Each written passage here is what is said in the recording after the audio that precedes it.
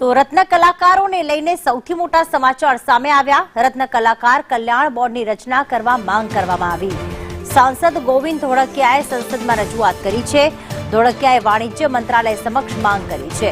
ગુજરાતનો હીરા ઉદ્યોગ મંદીનો સામનો કરી રહ્યો છે। આ ઉદ્યોગ સાથે 10 લાખ લોકો સીધા સંકળાયેલા છે।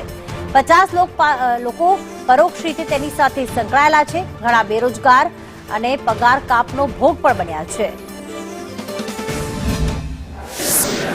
यह उद्योग प्रत्यक्ष रूप से 10 लाख रत्न कलाकार और अप्रत्यक्ष रूप से 50 लाख लोगों को आजीविका प्रदान करता है, लेकिन यह उद्योग गंभीर संकट से गुजर रहा है। लाखों रत्न कलाकार बेरोजगारी और वेतन कटौती झेल रहे हैं। उद्योग से जुड़े 2-3 लाख परिवार इस मंदी से प्रभावित है।